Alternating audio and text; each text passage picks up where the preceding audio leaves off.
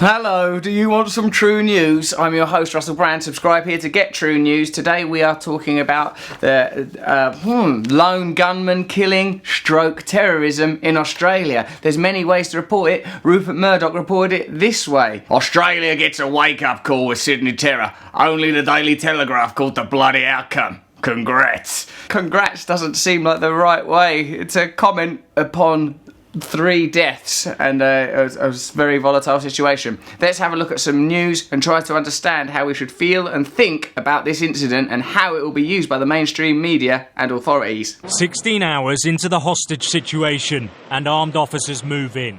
The loud bangs of stun grenades shook the city as gunfire signalled a bloody end to the siege. The exact number of casualties is unclear, but a hostage and the hostage taker have reportedly been killed.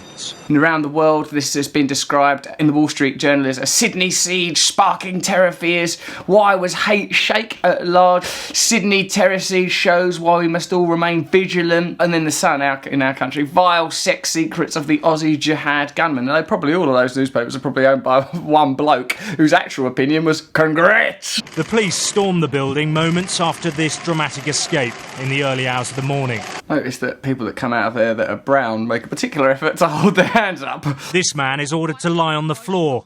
Officers check he's just an innocent victim. This guy, Harren Monis, has a criminal history including accessory to a murder charge, 22 accounts of aggravated assault, 14 counts of aggravated indecent assault. This guy is clearly mentally ill criminal with a long history of mental illness, criminal behaviour and lots of evidence of instability. He had a long history of violent crime and mental instability. Typically, if a mentally ill person says something, you don't go with their version of events unless their version of events chimes with what you want people to believe. The gunman's exact motivation is still unclear, but Islamic State has threatened Australia in the past.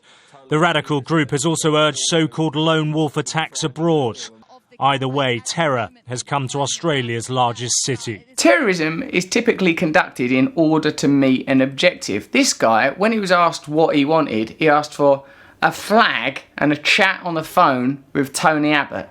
No specific agenda, no specific objectives. By us labelling him a terrorist as opposed to a dangerous mentally ill person, not that all mentally ill people are dangerous, I'm mentally ill, and by allowing him to set the agenda, I'm doing this on behalf of Islam, it gives a certain grandeur to nihilistic and violent actions. But what's more interesting than the actions of a mentally ill person is the response of the political establishment. As the siege unfolded yesterday, he sought to cloak his actions with the symbolism of the ISIL death cult. See, it's convenient for people to enhance and increase fear around ISIL because currently there's an appetite to increase security measures domestically, to engage in foreign military activity in that region of the world for economic and corporate ends, not for humanitarian ends, not for ideological ends, unless that ideology is capitalism. Later, a flag with Arabic writing was pressed to the glass.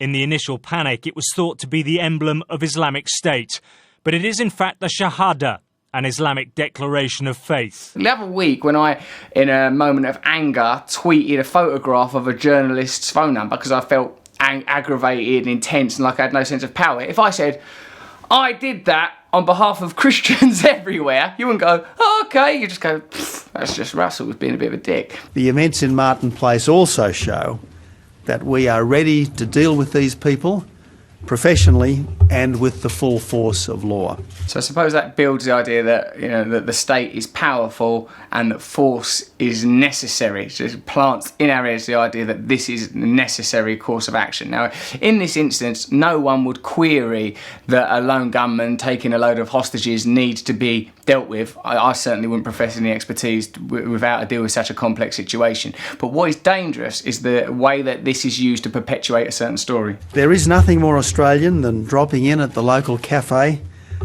for a morning coffee. There's loads of things that are more Australian than that. Having a coffee in the morning, you do that I think everywhere. I think you can do that in Tehran, Beirut, London, Auckland. These events do demonstrate that even a country as free, as open, as generous and as safe as ours. These are some objective facts about Australia. It's free and it's safe and it's open, as long as you're doing roughly what they tell you to do. Is vulnerable to acts of politically motivated violence. And there it is. Politically motivated violence. This is politically motivated violence. So now a bridge has been made. Madam Speaker, regrettably, for some time to come, Australians will have to endure more security than we're used to and more inconvenience than we'd like. Regrettably, for some time to come, the delicate balance between freedom and security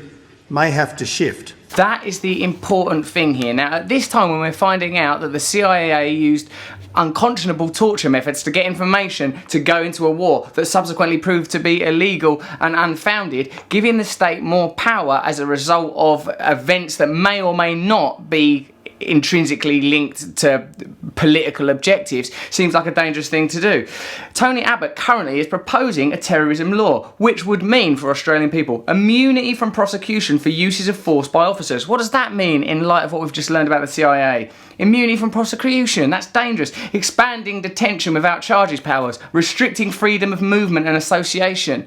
This is a chance, like the tragic events of 9/11 or 7/7 in this country, to impose more laws on a domestic population. Terrorism is continually used as a tool to control a domestic population. I'm not saying there aren't dangerous people out there, but I'm saying a lot of those dangerous people are in government. Plainly, there are lessons to be learned, and we will thoroughly examine this incident to decide what lessons can be learned. Mandatory data retention of Australians' web and mobile data for 2 years. So they're using it to be able to spy on people, control people and arrest people. This is how the story works. An event occurs like a regrettable and unfortunate and ugly act of violence, but the subsequent government activity is what's important. I was told yesterday by a Muslim man there's a great deal of fear among Muslim communities because of this kind of reporting. Great deal of tension. We have at this point got to pull together more than ever. When people control the media like Rupert Murdoch, who says things like, Egyptians being white, all the Egyptians I know are white, because he only mixes in circles where everybody's probably white.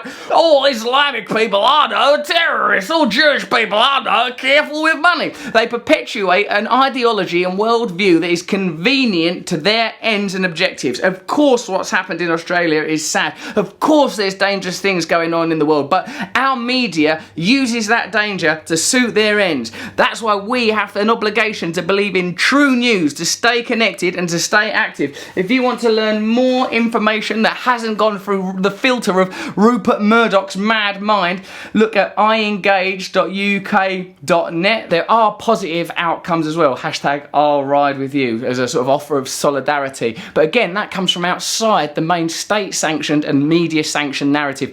People want to come together. It's really important in this time of division and fear that we embrace one another. Us, the normal people in the middle, embrace one another. Forget the extremists at either end of the social scale, whether they're motivated by religion or money or desire for power. And us, the ordinary people that want to make connections, have a right and a duty, in fact, to define the way we see reality. The question isn't, are these events sad? The question isn't, are these events worrying? The question is, what can we do to have the best and most peaceful outcome? Here's an example of how events can be reported very differently. A soldier who wrote of murdering immigrants and who praised Adolf Hitler has been jailed for making a nail bomb but avoided terror charges. Ryan Mackay told police he made the bomb when he was bored and because he didn't like mass immigration. Now that doesn't suit an ongoing media narrative. So it seems like the law and media don't work together to create a frightening story from it. So question this information when you receive it. Question all information when you receive it. You might not even trust me. Look at me, I've got a blank over me. This is True News, news you can trust.